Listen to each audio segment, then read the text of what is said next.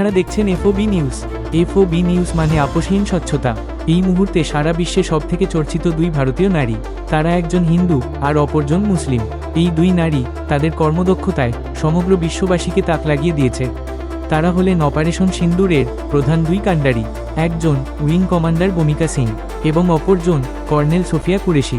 বুধবার মধ্যরাতে অপারেশন সিন্দুরের মাধ্যমে পাকিস্তান এবং পাক অধিকৃত কাশ্মীরের 9টি সন্ত্রাসী শিবির লক্ষ্য করে ক্ষেপণাস্ত্র হামলা চালিয়ে দুর্মূশ করে দেয় সন্ত্রাসী শিবির। চলুন শুনে নিই তাদের মুখ থেকে তারা কিভাবে অপারেশনটি সফল করলেন। मैं कर्नल सोफिया कुरैशी और मेरे साथ विंग कमांडर व्योमिका सिंह आज आपको 6 से 7 मई 2025 की रात 1:05 से 1:30 बजे के बीच भारतीय सशस्त्र बलों द्वारा अंजाम दिए गए ऑपरेशन सिंदूर के बारे में जानकारी देंगे। ऑपरेशन सिंदूर 22 अप्रैल को पहलगाम में हुए विभत्स आतंकवादी हमले के शिकार मासूम नागरिकों व उनके परिवारों को न्याय देने के लिए लॉन्च किया गया था। इस कार्रवाई में 9 टेररिस्ट कैंप्स को टारगेट किया गया और पूरी तरह से इसे बर्बाद किया गया। पाकिस्तान में पिछले 3 दशकों से टेरर इंफ्रास्ट्रक्चर का निर्माण हो रहा है। इसमें recruitment, indoctrination centres, training areas व लॉन्च पैड शामिल थे, जो पाकिस्तान और पाक अधिकृत जम्मू कश्मीर POJK दोनों में फैले हैं। Operation Sindoor was launched by Indian Armed Forces to deliver justice to the victims of Pahalgam terror attack and their families. 9 terrorist camps were targeted and successfully destroyed. Over the last 3 decades, Pakistan has systematically built terror infrastructure. It is a complex web of recruitment and indoctrination centers, training areas for initial and refresher courses, and launch pads for handlers. These camps are located both in Pakistan as well as Pakistan-occupied Jammu and Kashmir areas. Some of the well-known training camps are located, as you can see on the screen. They are distributed from Savai Nala in the north, counting to approximately 21, ending at Bhagalpur to the south.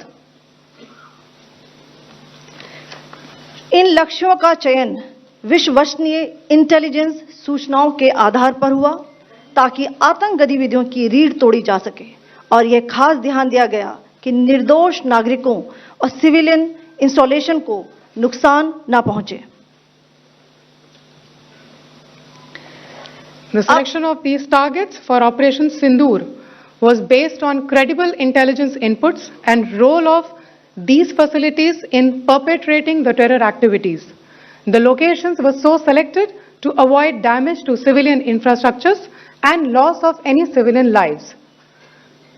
This was done with due diligence, and the camps selected for targeting and their engagement will now be shown to you one by one.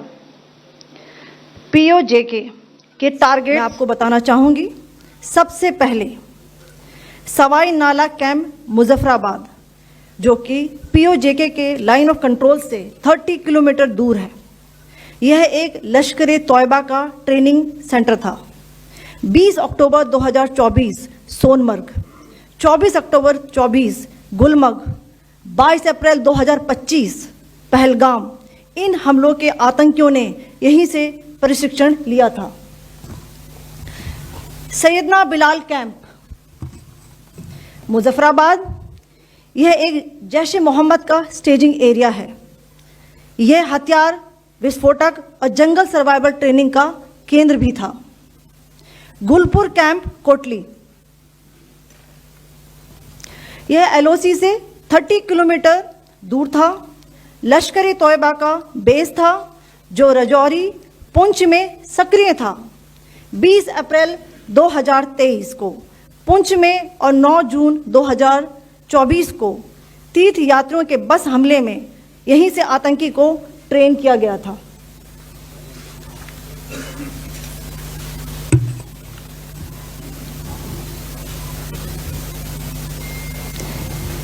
Barnala camp बिंबर, ये LOC से 9 kilometre दूर है।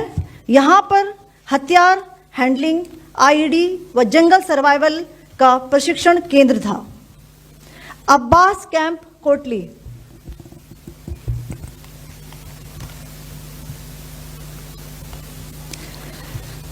यह LOC से 13 kilometre दूर है। लश्कर ए तौयबा का फिदाइन यहाँ तैयार होता था। इसकी कैपेसिटी 15 टेररिस्ट को ट्रेन करने की थी।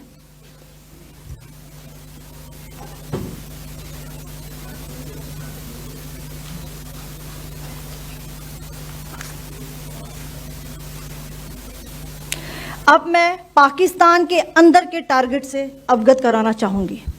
पहला, सर्जिकल कैंप सियालकोट। यह अंतर्राष्ट्रीय सीमा से 6 किलोमीटर की दूरी पर है, सांबा कठुआ के सामने।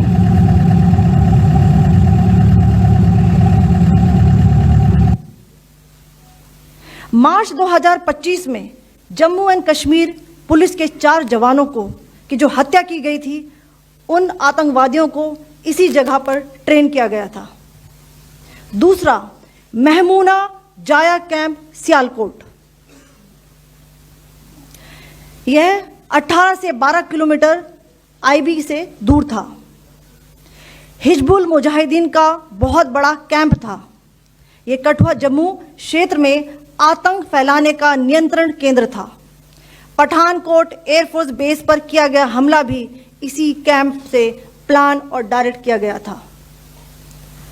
मरकज ताइबा मुरीद के, यह आईबी से 18 से 25 किलोमीटर दूरी पर है। 2008 के मुंबई हमले के आतंकी भी यहीं से प्रशिक्षित हुए थे। अजमल कसब व डेविड हेडली भी यहां ट्रेन हुए थे।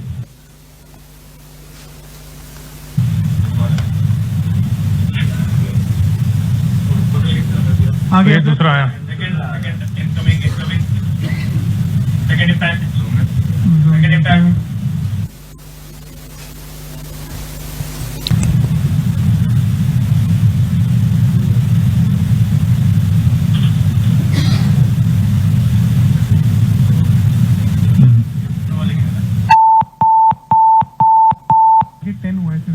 टारगेट 10 हुआ, एंक्लोजर सेम ही है। 7 it is hit the target. हाँ हाँ।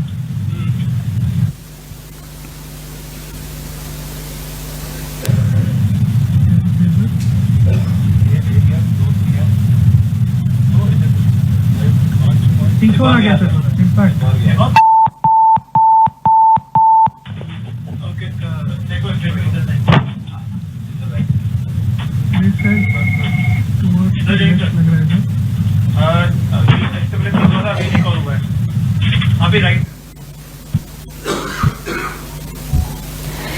मरकज सुभान अल्लाह भावलपुर, यह इंटरनेशनल बाउंड्री से 100 किलोमीटर दूर है।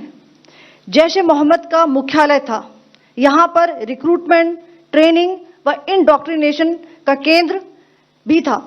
शीर्ष आतंकी अक्सर यहाँ आते थे। मैं आप सबको बताना चाहती हूँ कि किसी भी सैन्य ठिकाने का निशाना नहीं बनाया गया और अभी तक किसी तरह की नागरिक क्षति की रिपोर्ट नहीं है।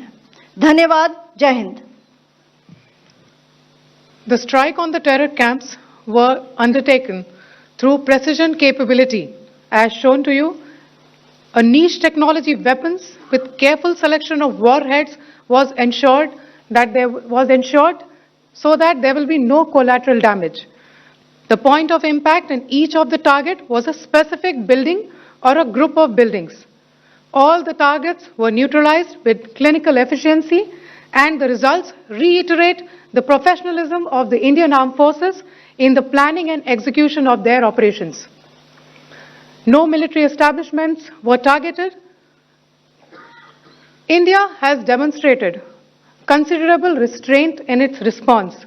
However, it must be said that the Indian Armed Forces are fully prepared to respond to Pakistani misadventures, if any, that will escalate this situation.